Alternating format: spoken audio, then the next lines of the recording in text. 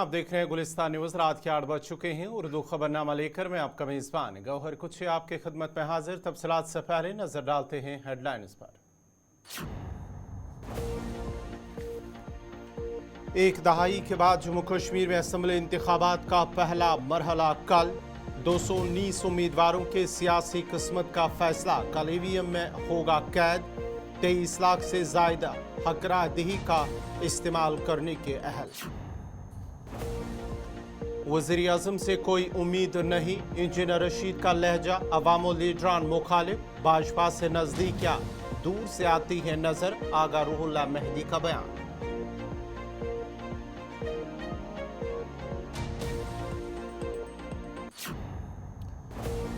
Bulldozer कार्रवाई पर supreme court ने लगा दी रोक। जमीयत की अर्जी पर अदालत उस्मा का अहम फैसला। का अवामी सड़कों, आबी जखायर, रेलवे लाइनों पर इंहिदाम के लिए इजाजत की जरूरत नहीं।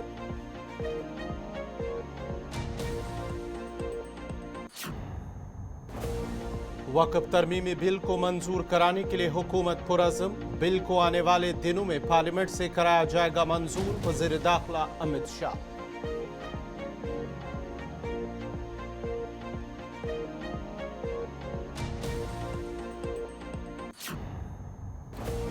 केजरीवाल ने दिल्ली के लेफ्टिनेंट गवर्नर को सौंप दिया इस्तीफा। आतिशी दिल्ली की नई वज़ीर आला। अरविंद केजरीवाल ने लेजिस्लेचर पार्टी मीटिंग में आतिशी का नाम किया था तजवीज़।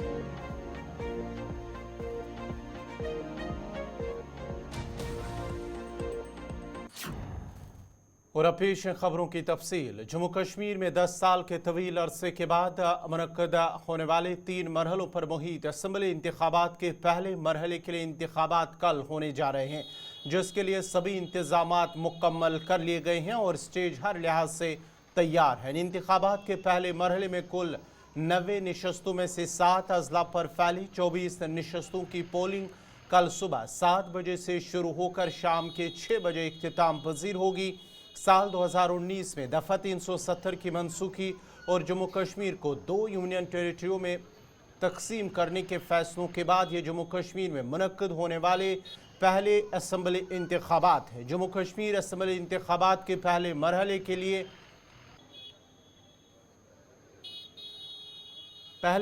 के लिए कुल 23,27,580 राय दहंदगान अपने हक रायदही का इस्तेमाल करने के अहल है, जिनमें से 11,76,462 मर्द और 11,51,058 खवातीन राय दहंदगान है। असम्बली इंतखाबात के पहले मरहले में कुल 219 उम्मीदवार किस्मत आजमाई कर रहे हैं, जिनमें से 40% उम्मीदवार आज़ाद हैं। जम्मू कश्मीर में गुज़िश्ता असम्बली इंतखाबात साल 2014 में मुनक्कद हुए थे, जिनके बाद बीजेपी और पीडीपी की मखलूत हुकूमत मुअर से वजूद में आई थी, जिसके बाद ही बीजेपी की तरफ से हिमायत वापस लेने के नतीजे में साल 2018 में ख़त्म हो गई थी। इंतखाबात के पहले मरहले में जो नुमाया उम्मीदवार हिस्सा ले रहे हैं, उनमें senior Congress leader Ghulam Ahmad Mir, PDP सदर महबूबा मुफ्ती की बेटी इल्तिजा मुफ्ती, सीपीआईएम के लीडर मोहम्मद यूसुफ तारिगामी, पीडीपी के यूथ लीडर वहीद पर्रा, नेशनल कॉन्फ्रेंस के सीनियर लीडर और साबिक रुकन पार्लियामान हसनैन मसूदी, नेशनल कॉन्फ्रेंस की senior leader Sakina Yattoo, BJP leader Sofi Yusuf, Jamaat Islami के साबिक रुकन तलत मुजीद, आज़ाद उम्मीदवार जीएम सरूरी, नेशनल कॉन्फ्रेंस के सजाद किशलो शामिल हैं। इंतखाबात के पहले मरहले में कश्मीर की 16 जबकि जम्मू खिते की 8 सीटों की पोलिंग होगी। अगरचे आज़ाद उम्मीदवारों की अच्छी खासी तादाद मैदान में है, ताम कश्मीर में असली मुकाबला रिवायती हरीफों नेशनल कॉन्फ्रेंस और पीडीपी के दरमियान होगा, जबकि जम्मू खिते में मुकाबला बीजेपी और कांग्रेस के दरमियान है। इंतखाबात के पहले मरहले की 24 नशस्तों की पोलिंग के लिए कुल 3,276 पोलिंग मराकज़ कायम किए गए हैं, जबकि 14,000 एहलकारों पर मुश्तमिल पोलिंग अमले को उन मराकज़ पर तैनात किया गया है। पुरअमन और शफाफ पोलिंग को यकीनी बनाने के लिए वसी तर इंतजाम किए गए हैं। हुकाम बड़े पैमाने के वोटर टर्नआउट और पोलिंग में पहली बार वोट डालने वाले वोटरों की ज़्यादा से ज़्यादा शिरकत को यकीनी बनाने के लिए भी कोशिश है।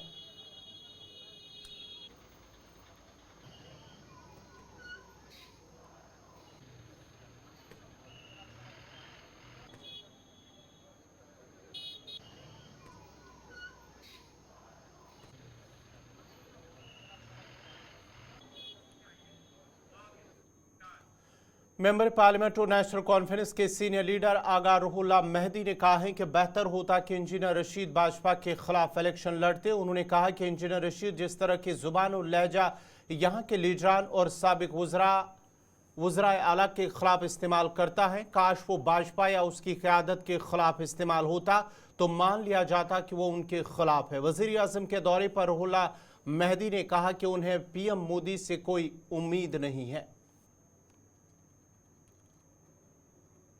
रशीद आए मैदान में, अच्छी बात है। बीजेपी से लड़े, जम्मू में जाके लड़े, वहाँ पे जाके लड़े जहाँ पे बीजेपी मजबूत है।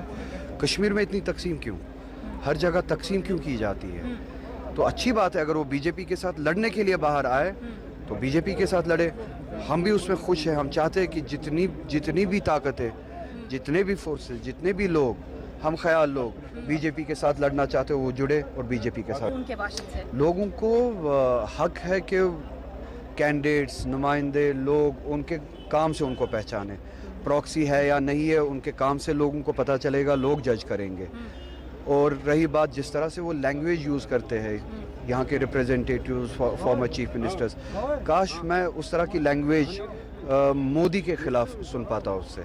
मोदी जी होते हैं उनके लिए, और यहाँ के लोग उनके लिए गाली गलौज होती है। तो इस लैंग्वेज से बहुत कुछ पता चलता है। मैं जजमेंट देना नहीं चाहूँगा, मैं सिर्फ इतना कहूँगा जो लैंग्वेज, जो जज्बा उनका कश्मीर के अवाम के ख़िलाफ़ है या कश्मीरी पार्टीज़ के नुमाइंदों के ख़िलाफ़ है या लीडर्स के खिलाफ है, काश वही लहजा और जज्बा उनका बीजेपी के खिलाफ ही होता। उनसे कोई उम्मीद ही नहीं है। क्या उम्मीद है? उनके खिलाफ हम लड़ रहे हैं तो जालिम से क्या उम्मीद हो सकती है? हमारी उम्मीद है हिंदुस्तान के अवाम से कि कब वो इस जुल्म को दफ़ा करे, इस जुल्म को ख़त्म करे और हम फिर से एक रोशन मुस्तकबिल बना सके।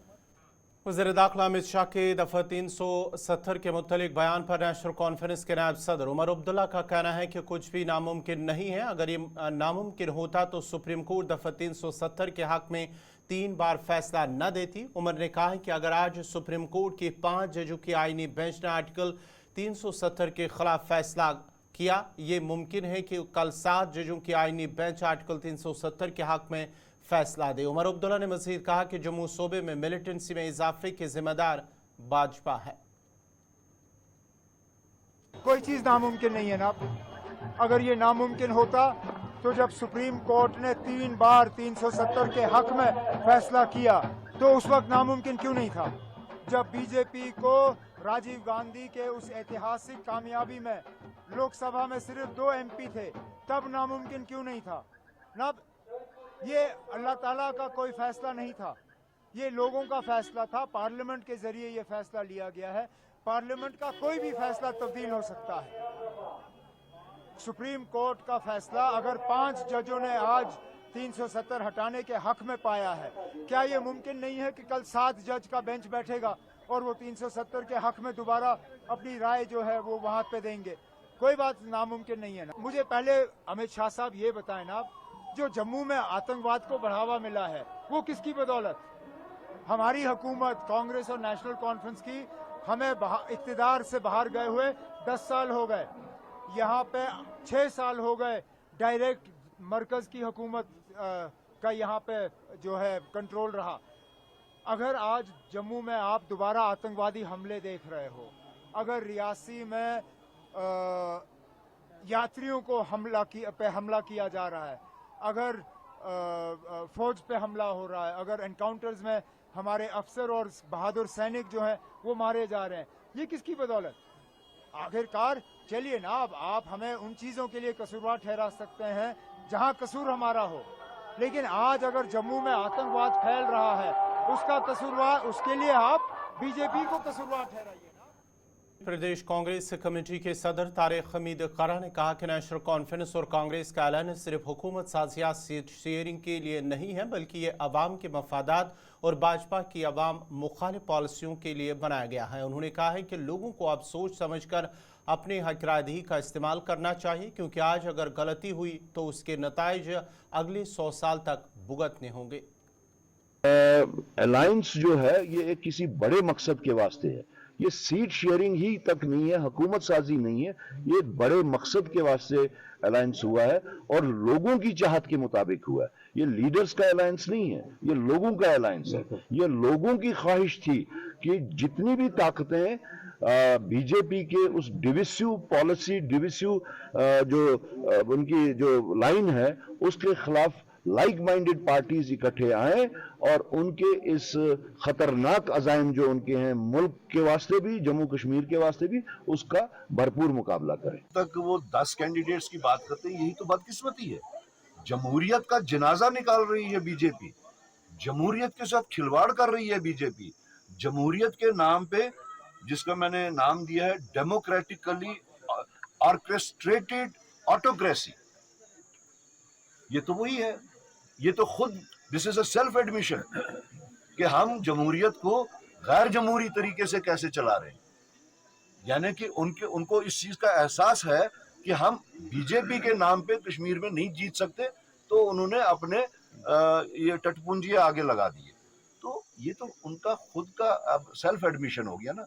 ये सेल्फ एडमिशन है अपनी हार का, ये सेल्फ एडमिशन है उनका ये कहना कि हम इंडिपेंडेंस के थ्रू आएंगे। तो हम तो हमेशा से यही कह रहे थे कि वो प्रॉक्सीज के जरिए ये इलेक्शन लड़, चाहे जम्मू खित्ता में चाहे कश्मीर खित्ता में, कि लोगों को समझना चाहिए ये लेन्स एंड ड्रेन्स का इलेक्शन नहीं है, ये इरिगेशन या पावर सप्लाई का इलेक्शन नहीं है, ये हमारे तशख़्ख़ुस का इलेक्शन है। जम्मू कश्मीर की जो अपनी पहचान थी हिंदू मुस्लिम सिख भाईचारे का इलेक्शन है। जो हमारे एक आईनी हकूक जो हमसे छीने गए, ये उन हकूक को असर नौ वापस लाना या जो अभी तक नुकसान हुआ है उस आगे नुकसान ना हो उसको बचाने का इलेक्शन है ये। तो हर एक को इसमें अपना फर्ज निभाना चाहिए, चाहे वो किसी भी नाम से पॉलिटिकल पार्टी हो। ये इस वक्त एक ऐसा मौका आया है जहां पे लोगों को ये समझना है कि हमसे अगर कोई गलती हो गई तो याद रखिएगा आइंदा 50 साल क्या 100 साल इसके असरात निकलेंगे अगर आज लोगों ने गलती। जम्मू कश्मीर अपनी पार्टी के सदर और शाहपुरा हल्के से पार्टी उम्मीदवार अल्ताफ बुखारी ने इंतखाबी मुहिम को जारी रखते हुए आज नटीपुरा में घर घर जाकर लोगों से मुलाकात की और लोगों से अपील की है कि असम्बली इंतखाबात के दौरान उनके हक में वोट डालकर उन्हें कामयाब बनाएं। फिरदौस नज्जार से बात करते हुए अल्ताफ बुखारी ने कहा कि अगर वो कामयाब होते तो जेलों में बंद कश्मीरी नौजवानों को आम माफी का ऐलान कर देंगे।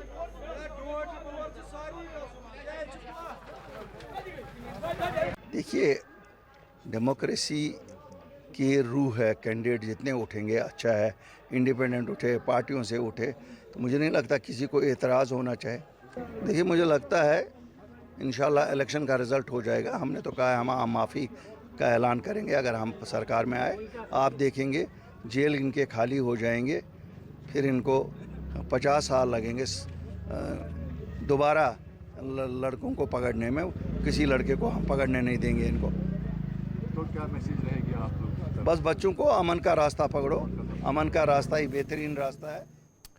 अवामी नेशनल कॉन्फ्रेंस के सीनियर लीडर और वाइस प्रेसिडेंट मुजफ्फर शाह ने इंतखाबी मुहिम के दौरान अली कदल हवा कदल हल्के का दौरा किया। उन्होंने इलाके के मुख्तलिफ लोगों से बातचीत की और उन्हें उनके हक में वोट डालने की अपील की है।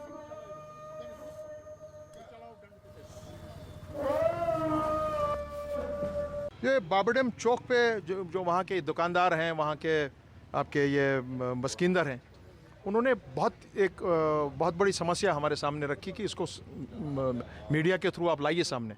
ये वहाँ पे खानियार पुलिस स्टेशन का हेडक्वार्टर है, एसपी नॉर्थ भी वहाँ बैठते हैं, सीआरपीएफ बैठता है वहाँ पे। इसको ये जो बैरिकेड्स होती हैं वहाँ पे चेकिंग होती है, क्योंकि वो इलाका है जहाँ से शहर को एंट्री होती है और वो एक ही ट्यूब है हमारा।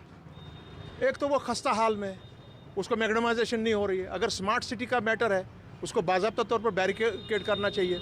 और उसके साथ साथ में इमीडिएटली वहाँ पे क्यों आप लोग इतना गर्दा देने जा रहे हैं कि लोग वहाँ सांस भी नहीं ले रहे हैं, बच्चों को वहाँ अस्थमा हो रहा है, लंग प्रॉब्लम्स हो रही हैं। सो ये, और दूसरा वहाँ पे जो कंसंट्रेशन है, ये जो वहाँ पे सिक्योरिटी फोर्सेस खड़े हैं उनको वो कंसंट्रेशन को ईज आउट करना पड़ेगा। बंकर 3-4 वहाँ पे लगे हुए हैं। Prime minister, home minister, smart meters will not work in Srinagar city.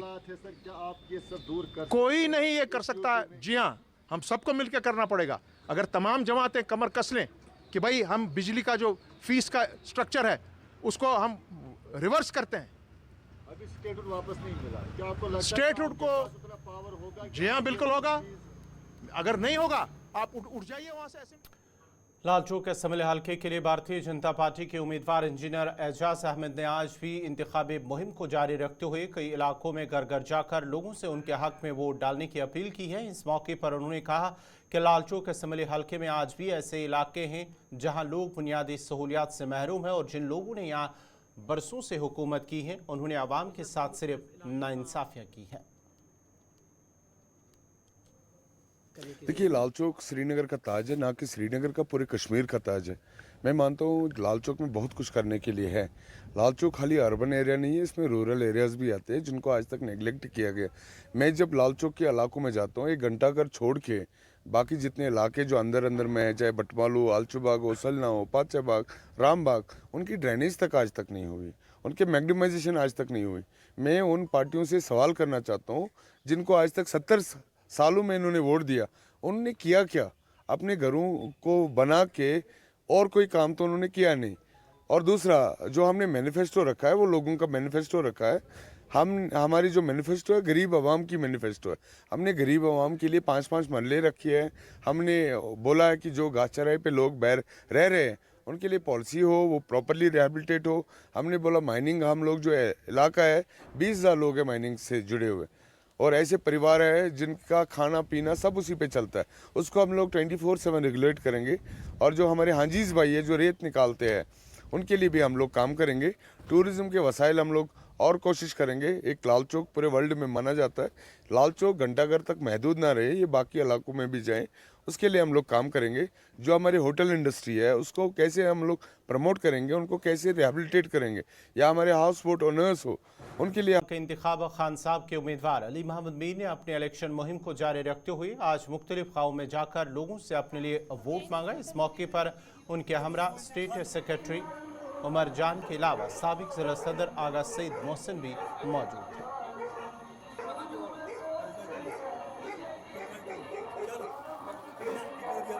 यानी कि पंपोश अगर देखो नेशनल या पीडीपी या कांग्रेस बातें आ रही हैं, लेकिन मैक्सिमम लोग सरकार की तारीफ करते हैं। मैक्सिमम लोग डेवलपमेंट के आधार पे बातें करते हैं कि 10 साल के कार्यकाल में जो भारतीय जनता पार्टी ने करके दिया, अगर पिछले सरकार ने वो 30 साल किया होता तो आज हमें किसी चीज की जरूरत नहीं होती। तो बड़ा एक अप्रोच मैं लोगों को भी बोलता हूँ कि 370 हटाने वाली भाजपा नहीं है, 370 हटाने वाली कांग्रेस, नेशनल कॉन्फ्रेंस और पीडीपी है। जिन लोगों ने उसको खोखला करके रखा था, खाली खड़ियों का ढांचा था, उसमें जो कलेजा था, किडनियां थी, बाकी चीजें थी, वो सारा खत्म हो गया था। अब ये खड़ियों का ढांचा था, भारतीय जनता पार्टी बोला ये एक टोटली बेबस ढांचा है, इसको साइड पे रखा। बाकी कोई भी 370 इम्प्लीमेंट नहीं था। जो 370 हटाने वाले हैं वही इस पे बातें करेंगे, ठीक नहीं। आपको आपके माध्यम से कहना चाहता हूँ उमर साहब, ये कोर्ट का मामला है, कोर्ट किसी को मार नहीं सकता है, कोर्ट हर एक को लेजिन दे सकता है। जब आपने मकबूल वोट को मारा तो फिर वो आप ही ने मारा, आपने बोला उसको कोर्ट ने फांसी लिखी है, आपके बाप ने बोला उसको कोर्ट ने फांसी लिखी है। जब यहाँ अफजल गुरु को मारा गया, आप लोग ने बोला कोर्ट ने फांसी लिखी है। कोर्ट के सामने हर कोई आदमी बेबस होता है, आप ही लोग मारने वाले हैं। माफ़ कीजिएगा नाजरीन, ये थे भारतीय जनता पार्टी के सीनियर लीडर और खान साहब से पार्टी भाजपा के उम्मीदवार अली मोहम्मद, जिन्होंने आज घर घर जाकर अपनी इंतखाबी मुहिम को आगे बढ़ाते हुए लोगों से बात की है। तो नाजरीन, इसी के साथ ही उर्दू खबरनामा इख्तिताम पज़ीर हुआ चाहता है। अपने मेज़बान गौहर कुचे को इजाज़त दीजिए। अल्लाह।